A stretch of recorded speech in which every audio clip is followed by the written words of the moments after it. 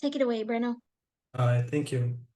Well, welcome everyone to our October SGE seminar titled Remote Work and Flexible Hours Arrangement. My name is Breno Braga, and I'll be co-hosting this seminar with Masa. Before we begin, I'd like to go over a few housekeeping rules.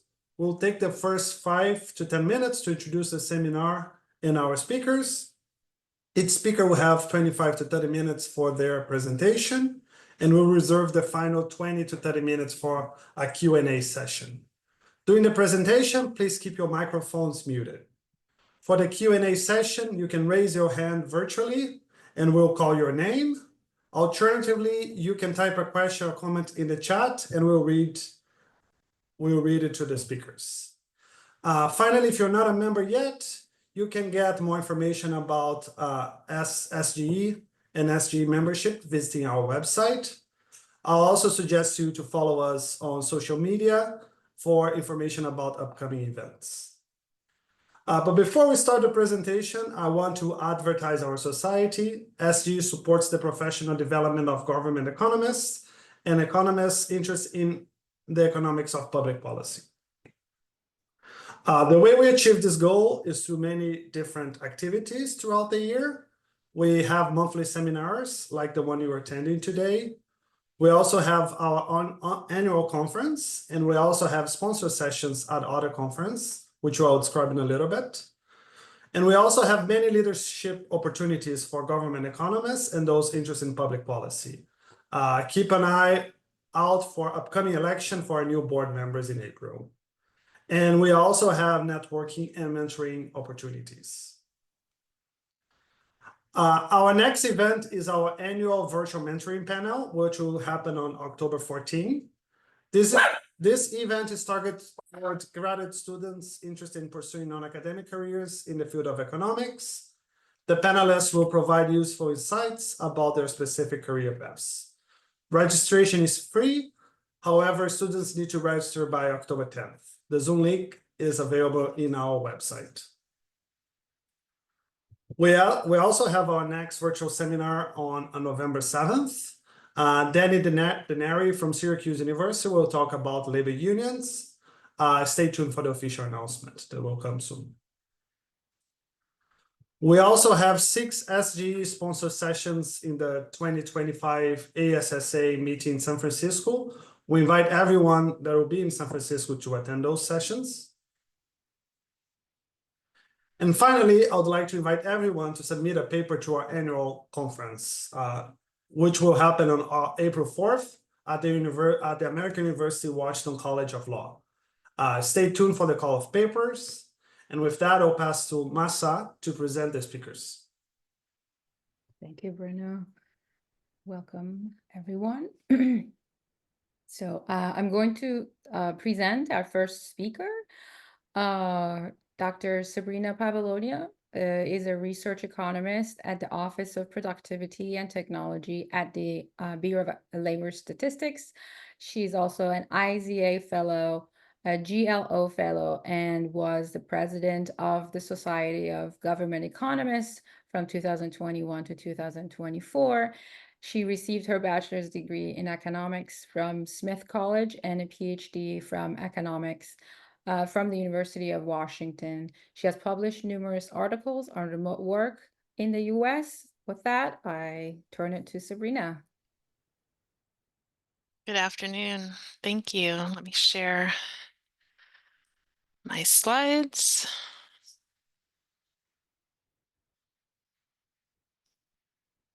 Can everyone see that? Yes. Okay, great. Thank you for the introduction. So today I'll be discussing a few topics related to remote work arrangements.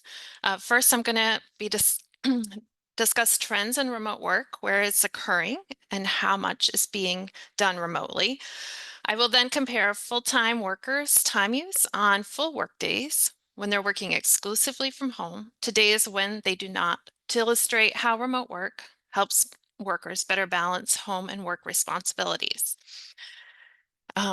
Finally, I'll present results from 2 recent research projects on remote work. In the first project, Victoria Vernon and I look at couples' remote work arrangements and hours of work. In the second project, Jill Redman and I look at the relationship between the rise in remote work since the pandemic and aggregate productivity growth across 61 industries in the private business sector.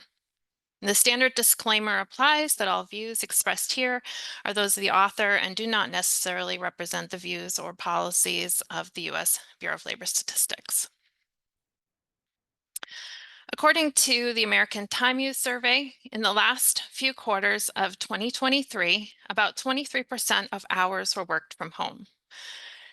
The A2S gives a nice long time series to examine changes in the amount of work being done from home since 2003.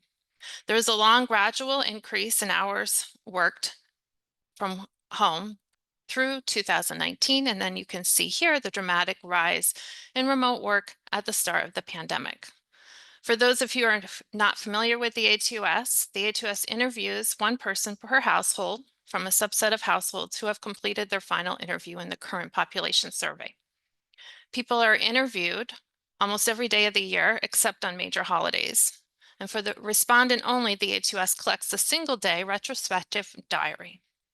Respondents report their start and stop times for their primary activities, starting at 4 a.m. on the day before their interview. And for most activities, respondents also report the location of their activity and who was in the room with them when they were at home.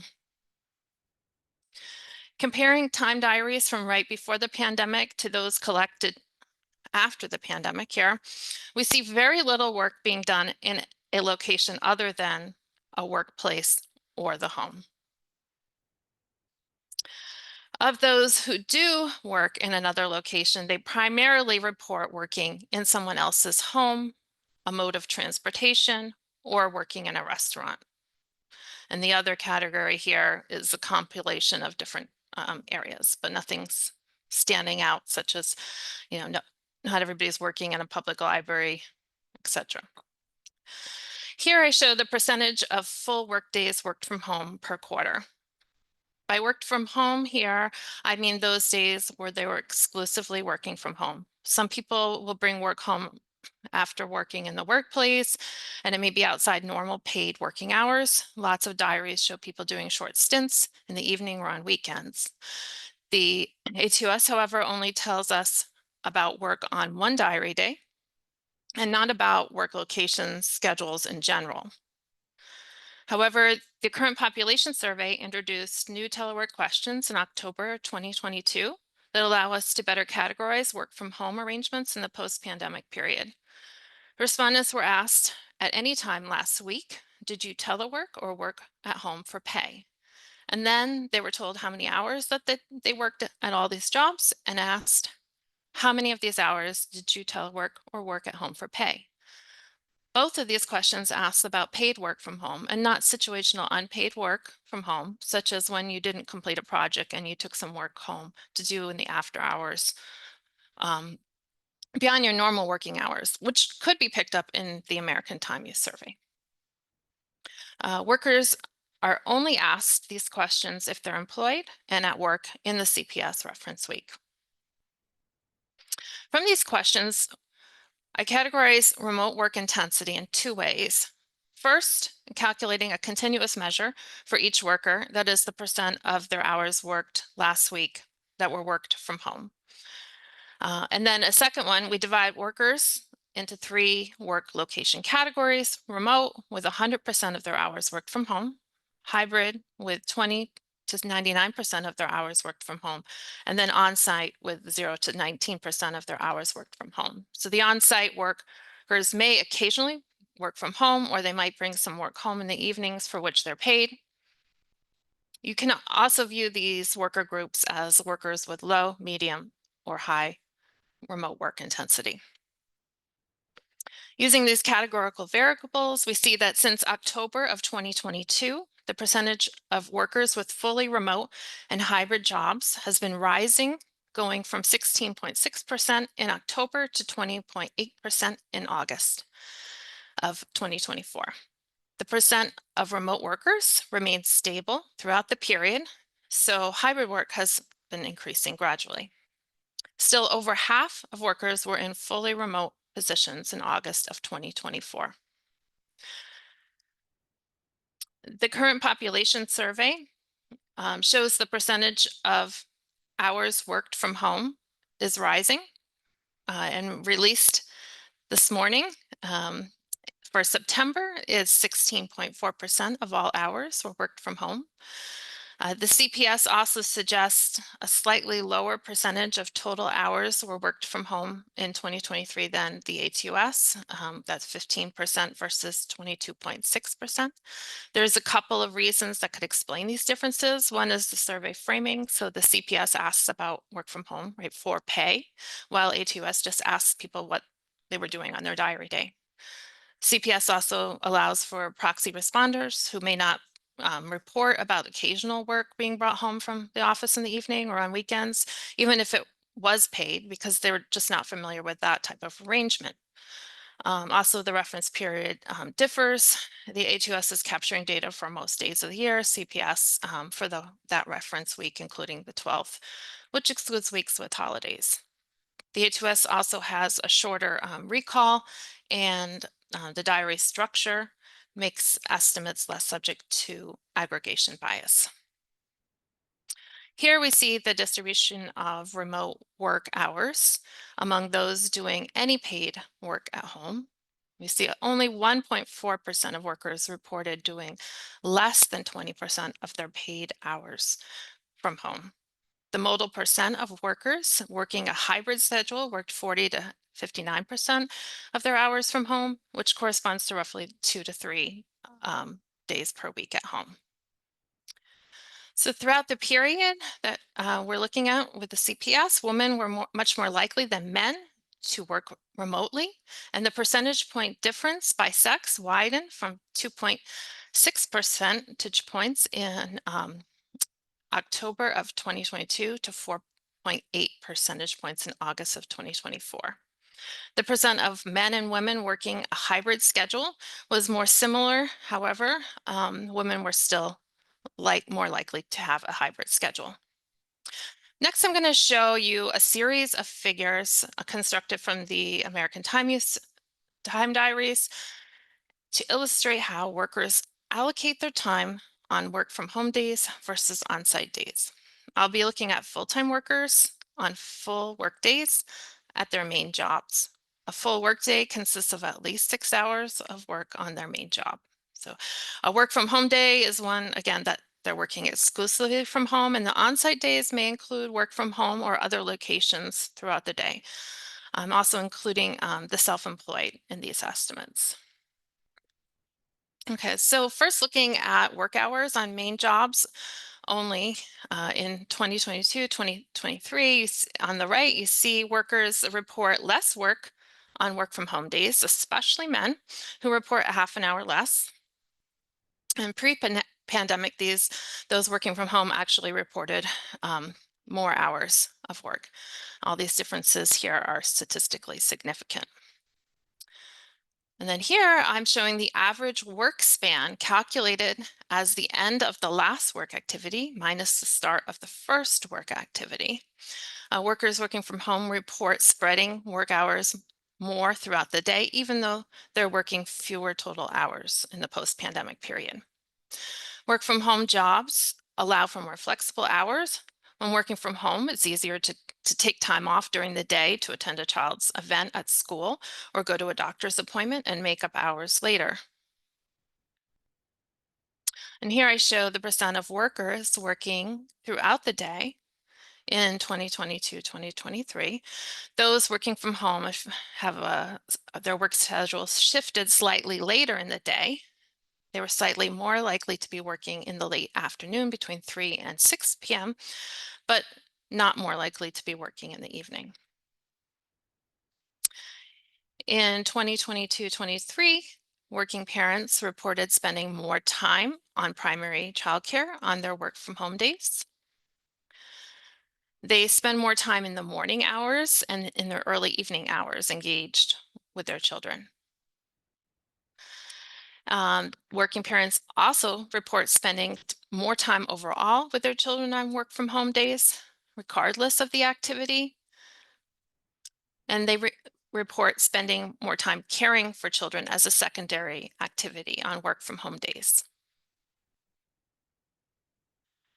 When schools were closed in 2021, parents had to watch children while working from home. And in 2022-23, you can see substantially fewer workers report spending work time while doing a secondary childcare activity on their work from home days, but it was still not insignificant, especially for women who had children in their care for over 30% of their work hours.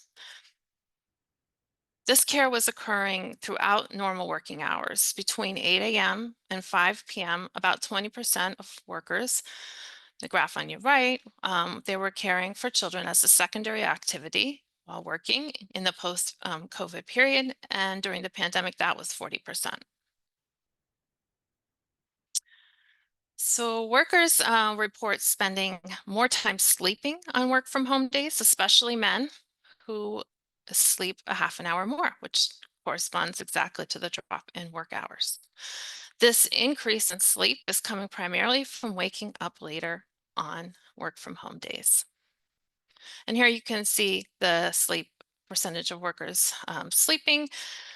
So the work from home seems to have shifted their sleep schedules to later in the morning, somewhat later at night, perhaps to better align with their circadian rhythms. This could help them become more productive on their work days. And overall, from the time diaries here, point to benefits for families and individuals as they allow workers to spend more time caring for their children. They get more sleep at night and they avoid their lengthy commutes. Turning to the next topic, using a short panel component of the current population survey. And the new questions on the work from home intensity, Victoria, Vernon, and I look at changes over time in couples' joint work location schedules and the hours people work to answer 3 questions. First, does the work location of one member of a couple depend on the work location of the other member of the couple? Prior research suggests that couples coordinate work schedules to enjoy more joint leisure, and work from home may further facilitate couples' togetherness, given it reduces commute time. On the other hand, coupled parents, they're struggling to balance work and childcare responsibilities, and prior research suggests that parents stagger work hours to increase childcare coverage. So hybrid schedules might allow couples to work from home on different days of the week to better manage childcare responsibilities. The second question, do workers' weekly hours of work vary by their work location and the work location of their partner? And third, does work from home help women work longer paid hours, thereby reducing within couple hours inequality? Perhaps with their commutes eliminated, the women working remotely, especially mothers, will be able to work longer hours from home. Or when their husbands are working remotely, they can spend more time working in the office. Thus, work from home could close longstanding gender gaps in hours and wages. Given research by Nobel laureate Claudia Golden suggests that workers earn wage premiums for long hours, and couples specialize with fathers working longer paid hours and mothers working more unpaid hours in the household. So there's 15 different couple level arrangements in our data set. A worker can work entirely remotely, work a hybrid schedule, or work on site. We also include couples where one member is not employed in 1 or more months, the panel. So in this figure, the first word here on the vertical axis in the couple level work location refers to the man, and the second one to the woman. So remote on-site stands for man working fully remotely and woman working on-site. Just over half of the couples are both working on-site. The second most common work arrangement is for the man to be working on-site and for the woman to not be working. And then the third most common arrangement is for the man to be working on site and the woman to be working remotely, which is true for 7% of couples. Finally, at the top, you can see that slightly over 3% of couples are both working entirely remotely. In any given month in our sample, about 15% of respondents experienced a transition in work location arrangements or moved to or from non-employment. And of those who were employed, the most common transition was to move between on-site and hybrid or vice versa. So to answer our first question, we estimate a linear individual fixed effects model to sweep out time invariant individual and couple characteristics. Our dependent variable here is the percent of weekly hours worked from home, and the independent variable is the partner's percent of weekly hours worked from home. We also control for other partner characteristics, job characteristics, demographic variables that might change over time. We find that partners' remote work intensities are positively related, and the relationships are slightly stronger for women than for men, and stronger for non-parents than parents. A 10 percentage point increase in a man's percent remote work hours is associated with a 2.1 percentage point increase in their partner's remote work hours. And a 10 percentage point increase in a woman's remote work hours is associated with a 1.5 percentage point increase in partners' remote work hours. These results are consistent with the hypothesis that couples might align their work from home arrangements to increase their time together. Indeed, looking back at the American Time Use Diaries, we find that on work from home days, men and women do spend over 45 minutes more with their partners on non-work related activities. Our second question examines the relationship between the couple level work arrangements and men and women's hours worked. These figures here show the average weekly hours worked across the 15 different work arrangements by parental status. In all work arrangements, the father's average weekly hours exceed 40 hours per week, with those working hybrid schedules working close to 44 hours per week. Men without children are also working 40 hours per week on the average. Mothers are only working over 40 hours on average if they work a hybrid schedule. Otherwise, they're working under 37 hours on average. And women without children are also working more than 40 hours on average if they're working a hybrid schedule. Our second question examines the relationship between the couple level work arrangements and men and women's hours worked. So, here, and so here the dependent variable is the log of hours worked, and we have a vector of indicators for the 15 different couple level arrangements.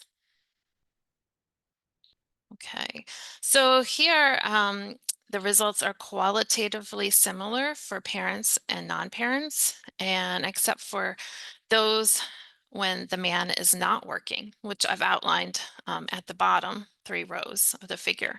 So when the man is not working, mothers work longer hours if they switch to hybrid schedule, and women without children work fewer hours if they work a remote schedule. Since they're otherwise similar, I'm going to focus on the parents' results.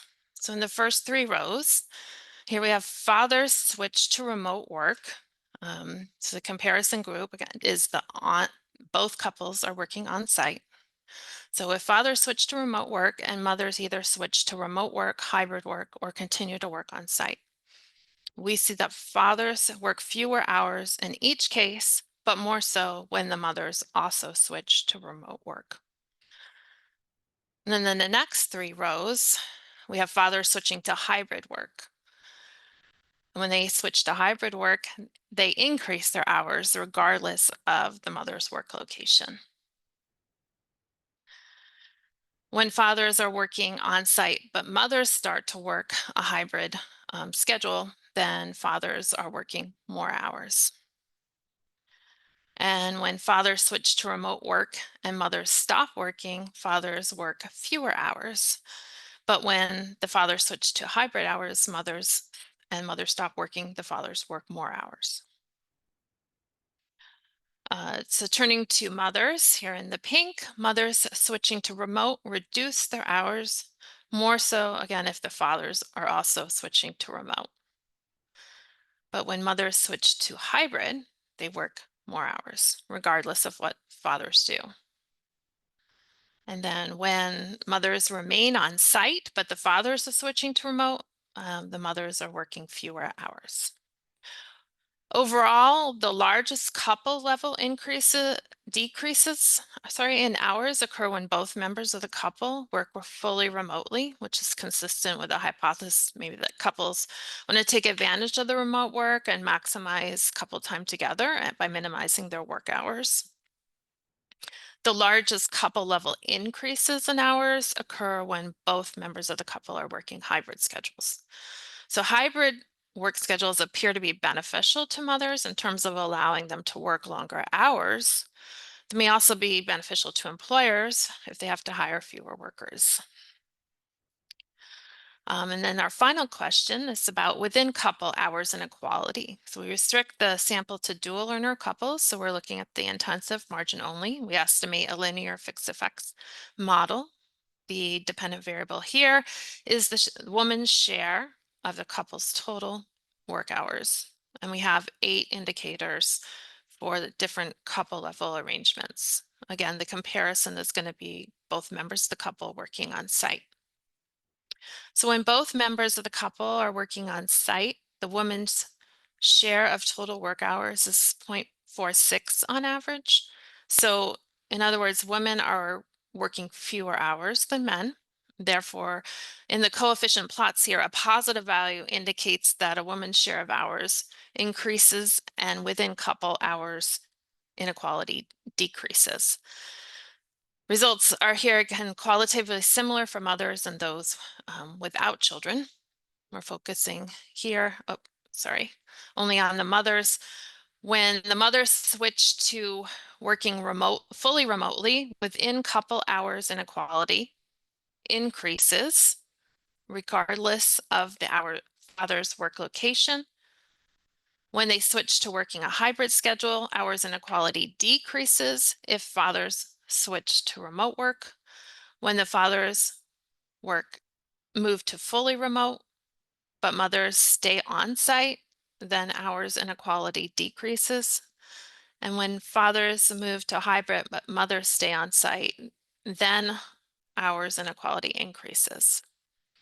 So we conclude that couples' joint work location arrangements matter for within couples hours inequality, and the greater availability of work from home could potentially actually decrease within couple hours inequality.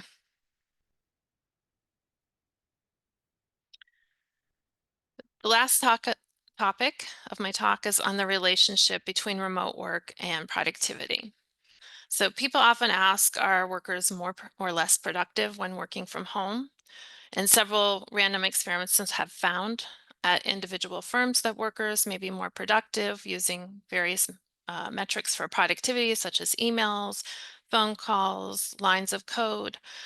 And some of it could be related to time use. We find that working from home, you have reduced commutes, better work-life balance, to get more sleep, all of which could increase job satisfaction, lower stress, or improve employee performance. Jill Redmond and I have an article forthcoming this month in the Beyond the Numbers, looking at the relationship between remote work and aggregate productivity using a BLS detailed industry level data on total factor productivity. When workers shift their work location from office buildings to their homes, both labor and non-labor inputs may also change. For example, businesses could downsize their office footprints or lower utility expenses in unoccupied office buildings.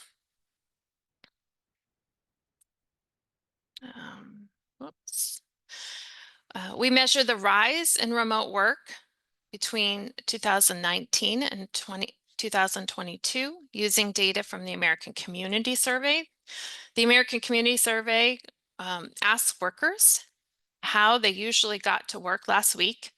And one possible response is that they worked from home. It may not be capturing only those working fully remotely and may miss some working hybrid arrangements, but at the industry level, it should correlate with the general rise in remote work. Between 2019 and 2021, when fully remote work was the predominant remote work arrangement, all major industries saw a rise in remote work. The top 4 industries listed here on the top saw increases over 30 percentage points. And for most industries, the share working remotely was still much higher in 2022 than 2019. We see a considerable variation in that rise in remote work across industries because not all jobs and tasks can be done from home. We find that total factor productivity is positively related to the rise in remote work across 61 industries in the private business sector from 2019 to 2021, when remote work was at its peak. The size of the bubbles here on the figure represents the industry's 2019 contribution to total output in the private business sector. A 1 percentage point increase in the percentage of remote workers is associated with a 0.08 percentage point increase in total factor productivity growth. And this association is 0.09. And if you look at the 2019 to 2022 period, both relationships are statistically significant. And even if we were to account for pre-pandemic trends in productivity, we still find positive correlations over both periods, although the magnitude of the relationship is slightly smaller.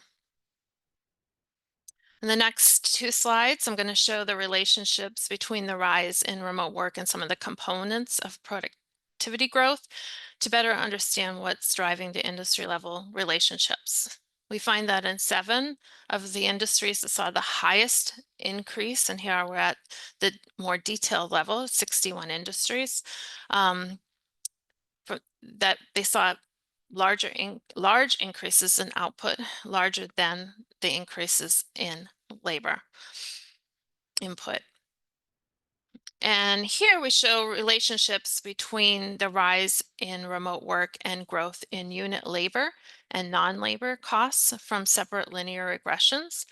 We find that industries that had a large rise in remote work had slower growth in unit labor and non-labor costs, especially unit capital costs.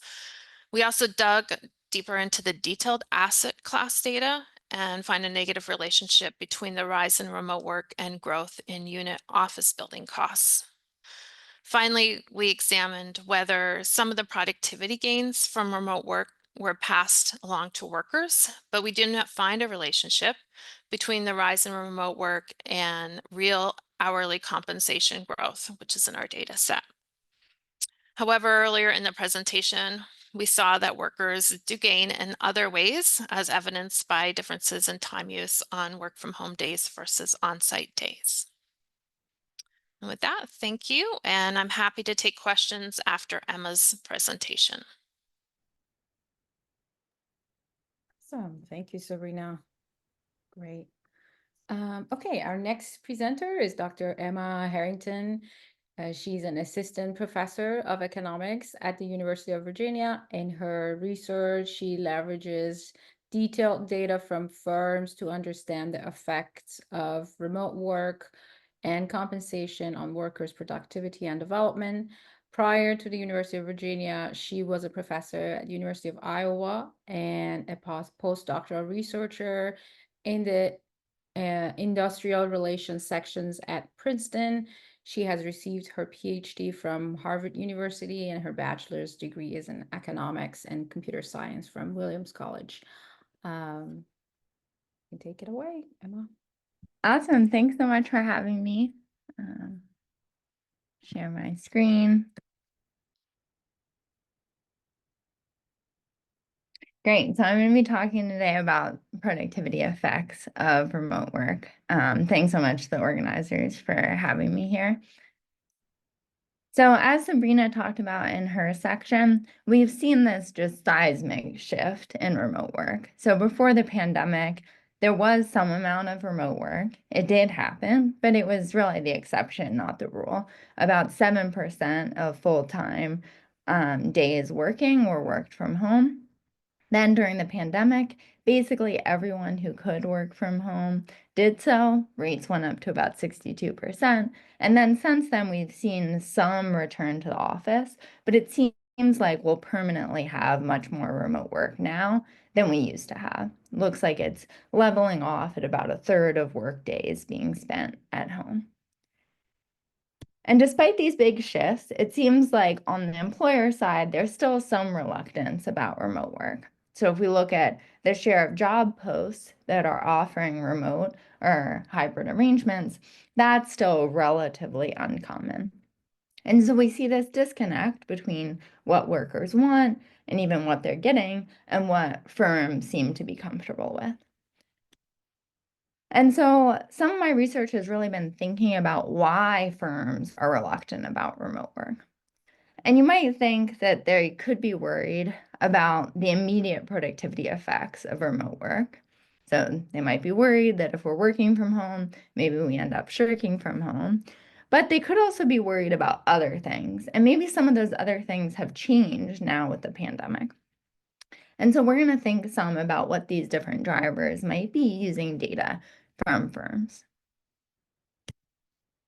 So I'm first going to talk about some of the studies we've done with the call center workers at a Fortune 500 firm, and then talk about software engineering. So this study used data on call center workers, and we were really fortunate in our relationship with this firm because they had both remote and on-site workers prior to the pandemic in their call centers. And they randomly routed calls between these workers. And so we can really have these apples to apples comparisons of productivity across remote and on-site workers. And so here the x-axis is time, the y-axis is calls per hour. And so what we can immediately see is that in blue here, the on-site workers systematically answered more calls than the remote workers did while the offices were open. This represents about a 12% gap in productivity on comparable tasks. And so when we talked to the managers, they weren't surprised by this result. They had this sense that remote workers were less productive than their on-site workers. But it wasn't clear what was driving this. Could be that anyone would be less productive working from home, or it could be that different types of people were choosing remote jobs and on-site jobs prior to the pandemic. And so this reflected differences in worker selection as opposed to a causal effect of remote work on productivity. And so the pandemic closures of the offices allow us to differentiate between those two possibilities. If it's that remote work makes people less productive, then we'd expect this gap to disappear once everyone has to work remotely. By contrast, if it's the different types of people were choosing these different arrangements before the pandemic, then we might expect that this gap would persist even once everyone's working remotely. And so what we see is some combination of those two stories. The gap in productivity here gets smaller, but it doesn't close entirely. And so this suggests that remote work makes people maybe a bit less productive. But a lot of the initial differences were because different people were selecting into these different jobs. And so more concretely, our estimates suggest that work from home made people about 4% less productive. So not nothing, but not huge. But it was attracting 8% less productive people prior to the pandemic. What we can also see from this figure is that it's really important to have this comparison group of already remote workers. This was an online retailer. It saw positive productivity shocks during the pandemic. And so without the control group of people who were already working remotely, we might say remote work made people much more productive, when in fact, when we do this comparison, it suggests it makes people a little bit less productive. Okay. So we can think about what this means from the firm's perspective. So far we've talked a lot about the cons of remote work, that it makes people a bit less productive and attracts workers who are less productive. But on the other side of the ledger, as Sabrina was saying earlier, if you have your workers working remotely, you don't have to spend as much on office rents, and that's a substantial savings. Estimates in our context run about 6% of labor costs could be saved. And then we also find some evidence of reductions in attrition, which also saved the company some. And so if all the company had to be worried about was this small downtick in productivity when people went remote, then that is more than outweighed by the savings in office real estate. And so remote work looks like it is really paying off if that's the only thing you had to be worried about. But instead, if firms also have to be worried that if they offer remote work, they're going to attract less productive people, then it looks like a less good payoff to them. And so our takeaway from this is that a lot of firms' reluctance about having remote work, especially before the pandemic, might have been because they were worried that it would attract less productive people, not because they were worried so much that it would make people less productive. While it might, at least in this context, make people a little bit less productive, those differences just aren't that big. And so we think that this sort of suggests different ways about thinking about remote work's viability. So if firms could, for example, put in screening programs so that they reduce some of these selection differences, then that could really improve the feasibility of remote work. We might also think that hybrid arrangements might not have some of these selection issues. Okay, so now we can think also about whether there are other ways that the firm could also mitigate some of those negative productivity effects, particularly by offering workers a little bit more hours flexibility. So how we did that, our question specifically was how much does having children at home harm remote productivity? And so we fielded a survey about the call center workers' childcare arrangements with exactly the same sample that we were talking about earlier. We had about half of the call center workers respond to our survey, and this identified the childcare arrangements of over 500 parents. What we'll particularly utilize is that for about almost 100 of those parents, they had children with hybrid childcare arrangements where they had childcare some days but not others at some point during the pandemic. And then we can link these survey responses to administrative data on schedules and productivity to relate high frequency variation in childcare to high frequency variation in schedules and also in productivity. And so here it gives you some illustration of the variation that we're going to be using. So here on the x-axis is the time, and the y-axis, it's the percent of parents in our sample who had children at home on the particular day.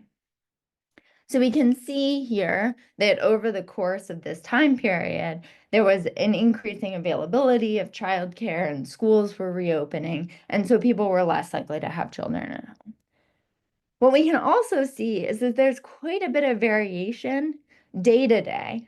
So there were a lot of hybrid arrangements where schools would be closed on Wednesday so that they could clean them in the middle of the week. Or maybe you wouldn't have childcare on Friday. And so what we can do is compare what happens for these workers within a given week on days where they have childcare versus days where they don't. Where we think everything is being held constant about the worker. They're the same worker. We're looking pretty close at the same time. We think that their productivity should be relatively constant, except for the fact that some days they have their kids at home and some days they don't. And so using that variation, we can first look at what having kids at home does to the likelihood that they're scheduled to be working. And there we find a big old zero. The managers and other people who are involved in setting their schedules weren't giving these parents a lot of flexibility to work more on days where they didn't have their kids at home versus on days where they did. But we find that people are a lot less productive when their kids are at home than when they're not. So they're more than 10% less productive in terms of the number of calls that they're handling on days where their kids are at home with them than when their kids are in childcare or at school within a particular work week. And so our takeaway from this is that firms might be able to mitigate that 4% productivity decline with remote work if they coupled remote work with some more scheduling flexibility to allow people to work more on days where they have potentially fewer distractions at home and work less on days where they're potentially facing more distractions at home. Okay. So that's what we have for the call center workers. We're now going to switch gears a little bit and think about software engineering. So this is work as the others were with Natalia Emanuel, who's at the New York Fed. This is also with Mandy Pallas at Harvard. And we were really motivated in this to try to find a setting that in some ways looked more like the knowledge work that we all do, where people were engaged in maybe more collaborative tasks, more tasks like ours rather than the call center setting. And so we partnered with the software engineers at the same Fortune 500 company. And one thing that was really exciting to us is that this data not only gave us information about people's programming output, but also gave us this proxy for mentorship. So we could see on the programs all the comments that engineers gave one another about their code. You can think about this sort of like they're working on Google Docs where they're suggesting changes to the code, and you'd often have a more senior engineer suggesting the changes to a more junior engineer's code. This setting also featured some variation in engineers' proximity to their teammates. The firm had 2 buildings of engineers on its main campus that were about 10-minute walk apart. Because of limited desk availability, some teams ended up being split across these 2 office buildings, whereas other teams ended up being all co-located in one of the office buildings. Those teams look pretty similar in observable characteristics, but they differ in their proximity to one another. This also particularly mattered because these teams have these daily stand-up meetings to discuss how they're doing and what they're planning to do going forward. And those were really short meetings. And so sometimes when you were just a 10-minute walk apart, it didn't really make sense to have a 20-minute round trip walk for a 10-minute meeting. And so those would move online when you had someone in a different building. And so what we're going to do is look at differences in the outcomes of these teams when the offices are open, where they have differential proximity to one another. And then we're going to see what happens when the office is closed and you have a differential loss in proximity for the engineers who used to be co-located and now no longer are, versus those engineers who are already distributed and already acting a bit like remote teams, even when the offices were open. And so here again, now the x-axis is again the time, the y-axis is now comments per program. How much feedback are people getting on their code? And then the blue is engineers on one building teams who are all co-located.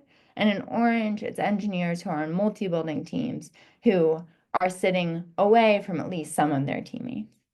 And what we see is that engineers on these one building teams receive 22% more feedback on their code than engineers on these distributed teams.